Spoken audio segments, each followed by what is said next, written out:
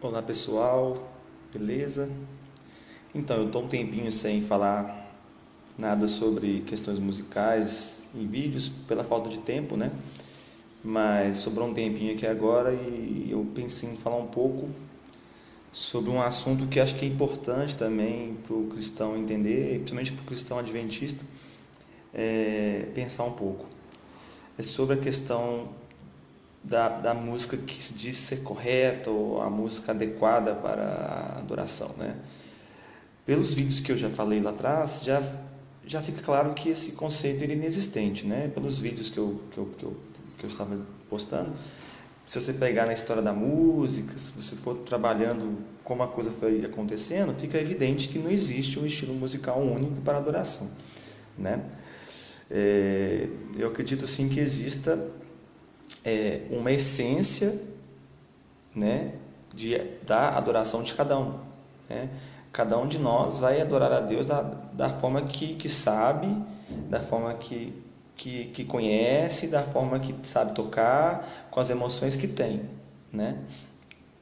Então, é uma coisa realmente muito ampla para a gente querer se pautar em estilos e em instrumentação, né? Então, por exemplo, eu tenho uma forma de pensar, de me expressar, de tocar, então eu tenho uma forma de falar com Deus. Então, isso tudo vai se somar e vai fazer a forma que eu adore a Deus, né?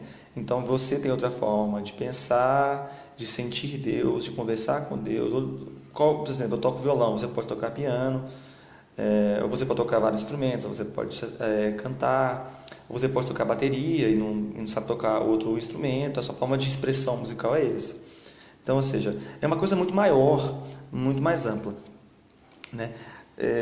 Muito mais ampla do que somente você, não, essa música é correta e essa música é errada, né? Pelos vídeos que eu falei lá atrás, fica muito evidente que às vezes a música ela tem um teor clássico, tem um teor de composição sacro, né, aos moldes dessas pessoas, só que foram usadas para critérios totalmente profanos ou coisas totalmente maléficas, como a guerra, a crueldade, né, o Hitler, né, eu falei muito sobre isso, né?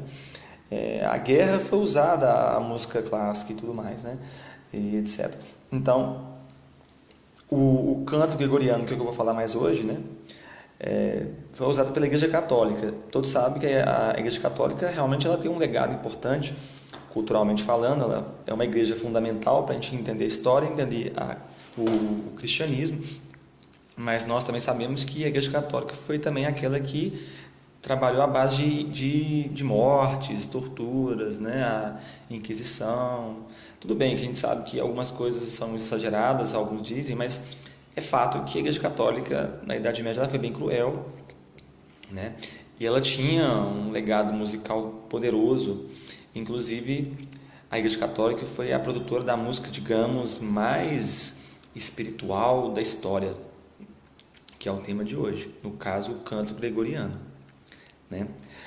Na Igreja Adventista, existe um grupo de pessoas que acredita que para a música ser santa, tem que ter alguns parâmetros musicais, de composição e de instrumentação para que essa música seja santa, né? Por exemplo, tem que se evitar dissonâncias, tem que se evitar certos ritmos, tem que se evitar certos estilos, essas coisas. Existe um grupo que acredita nisso piamente, né? Só que, por isso que eu estou querendo dizer hoje, o único estilo ou gênero musical, o único gênero musical que realmente atende a essa demanda que essas pessoas exigem é somente o canto gregoriano, né? Por quê? Primeiramente, essas pessoas nem sabem o que são esses termos que eles dizem. Por exemplo, o que é dissonância? Essas pessoas não sabem o que é dissonância. Elas falam assim, a dissonância são sons tortos ou desagradáveis. Não é bem isso. Dissonância, ela vem do contrário de consonância. Consonância tem a ver com harmonioso, um som que não traz tensão, é um som natural. Você não vai entender isso 100% sem estudar acústica musical, sem estudar série harmônica, para você entender por que certos acordes são consonantes e outros não. Sem conhecimento de acústica, de série harmônica, você não vai entender isso. E nem dá para explicar aqui, isso vai demorar. O que eu posso dizer é que um acorde comum de 3 notas, exemplo, Dó maior ou Dó menor, é um acorde consonante. E isso tem a ver com uma série de coisas. Simplesmente, toda nota musical única, um som único, dentro dele tem vários microsons, que é a série harmônica, né? Então, os sons que você escuta, assim, são várias notas e umas vocês escutam mais que outras pela série harmônica. Existe uma hierarquia de sons que você escuta mais e outros menos.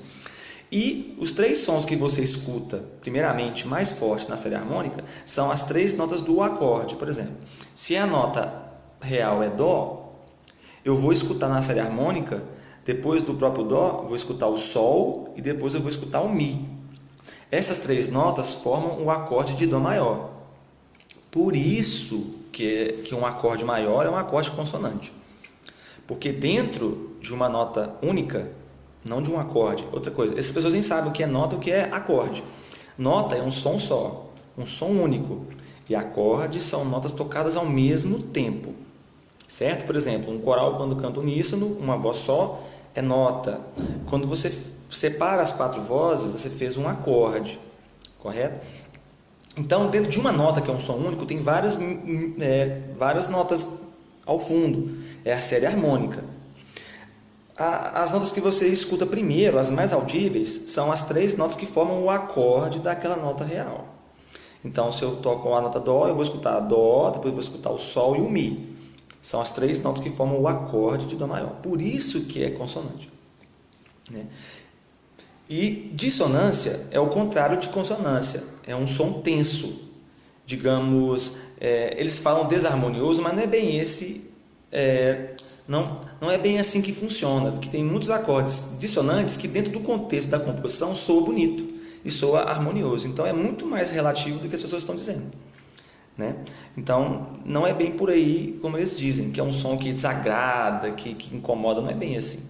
Dependendo da forma que a música foi composta, fica super bonito e super harmonioso. Correto? Mas o conceito de dissonância vem da série harmônica, mas tem uma outra novidade. Todas as notas, inclusive dissonantes, estão dentro da série harmônica. Então, todas as notas musicais, elas existem dentro da série harmônica de uma nota só. Mas isso não adianta explicar aqui, não vai ficar tão claro. Mas voltando ao canto gregoriano, que é o canto da Idade Média, da Igreja Católica, surgido nos mosteiros, né, principalmente influenciada por Gregório Magno, que foi um influente, né, papa e uma pessoa de poder na época e tudo. Ele que determinou que essa música deveria ser uma música para todo o Império Romano. Ele que falou assim, essa música tem que ser a música oficial do Império, porque a Igreja Católica dominava, né? Então, ele impôs isso, e todas as outras músicas foram rechaçadas. Daí nasceu o conceito de música sagrada e música profana, porque a Igreja Católica tinha o poder, o governo, né? Eles tinham o controle sobre tudo. Então, eles anunciaram assim, essa música é a música que a gente aceita, o resto não presta, não serve. Daí que nasceu esse conceito de sagrado e profano, como a gente entende hoje, que a igreja protestante, as mais tradicionais, ainda seguem, ou seja, é uma coisa católica, né? Mas voltando, a música do canto gregoriano tem marcas, e a marca principal, ela tenta refletir a ideia do céu. Como assim? O céu é algo, né, que não tem chão, é uma coisa no ar, que não tem, digamos, é uma coisa fluida, constante, né? Então, por isso, por exemplo, na época, essa música não tinha compasso. Tem umas mensagens de palestras de algumas pessoas que falam que a música, quando tem 3 tempos, ou tem tal ritmo, o diabo faz isso e aquilo, é uma palhaçada danada. Na época, dessa época, a música da Idade Média, o canto gregoriano nem compasso tinha, né? Então, é possível fazer música sem compasso, né?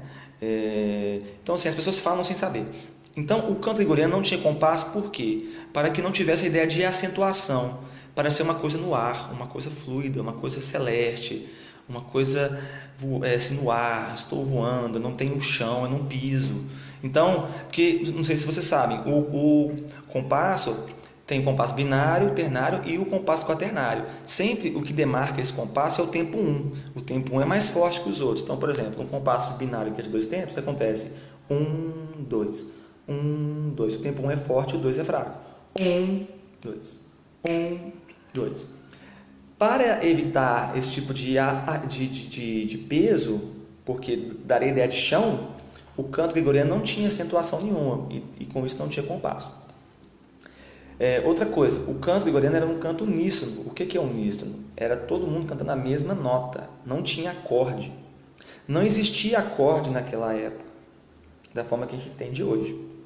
Né? Então era um canto uníssono, era um canto sem compasso. O que dava o preenchimento era, além de ter vários homens cantando a mesma nota, a acústica da igreja gerava o eco, e o eco dava uma sensação de preenchimento, como se tivesse acordes, mas não tinha. Né? Soava como acorde por causa da acústica, porque os harmônicos que estão por trás, né, da nota real, eles apareciam ali. Né? Só que a ideia era apenas melódica, não tinha harmonia. Né? Tem um filósofo que fala que a parte harmônica, que são os acordes e os digamos, acompanhamentos, é o corpo da música, é a parte física, e a melodia é a parte espiritual. No canto deles só tinha melodia, não tinha harmonia, então é uma coisa espiritual, digamos assim, uma forma de dar essa ideia, correto? Então, além de ter isso, tinha a questão de não ter compasso, e outra coisa, eles evitavam certos intervalos, por exemplo, de uma nota para outra, vou cantar dó e ré, dó, mi, em termos melódicos, não em termos harmônicos, eles evitavam certos intervalos que soariam tensos. Aí que mora o grande mal entendido que as pessoas da igreja dizem. O que os católicos proibiam de ideias de dissonância eram ideias melódicas, não ideias harmônicas. O pessoal fica falando que não pode acordes, né, dissonantes. Só que essa proibição da Idade Média era de intervalos melódicos dissonantes. E aí a gente pega um contexto lá atrás e joga para cá de maneira errada. A proibição desse intervalo dissonante era melódico e era pensando no gênero musical do canto gregoriano. Não era pensado em acorde. Aí nós pegamos esse contexto lá atrás e jogamos para cá, para os acordes nossos. Façam um favor. É uma forma de sair do contexto tremenda, uma coisa absurda. Então você pega uma coisa lá de trás e joga para cá. Aí eu falo para vocês, quantas coisas a gente faz isso. A gente pega uma coisa lá do contexto lá atrás, que era outro sentido, e joga para cá no nosso contexto e distorce o negócio totalmente. Então você que fala que não pode acordes dissonantes, cuidado. A proibição que a Igreja Católica tinha quanto a isso era melódica, não era harmônica, não era de acordes, mas sim de notas, né? Depois posso falar mais sobre isso. Eles evitavam o trítono, que era o intervalo de quarta aumentada. Vocês não sabem nem o que é isso, né? Que eles chamavam de diabos em música, mas era melódico, não era harmônico, né? Agora, pensando por outro lado, nós temos que entender que além de existir o canto católico, o canto gregoriano, que tem a ver com o nome, graças ao Papa Gregório Magno, nós temos que pensar que existia a música popular do mesmo jeito, fora, né, da Igreja Católica, e já existia do mesmo jeito a música popular. Sempre existiu a música popular antes de existir o canto gregoriano.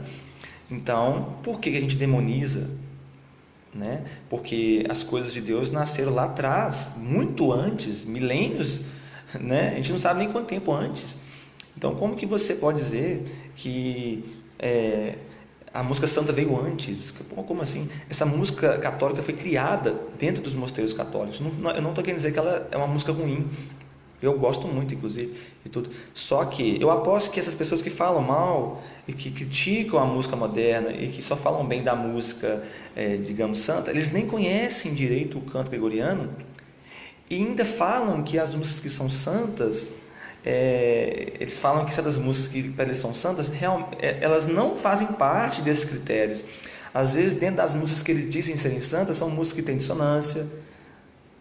Porque grande parte da música protestante tem dissonância desde o começo. Porque a música protestante, ela desde o começo, ela começou com acordes.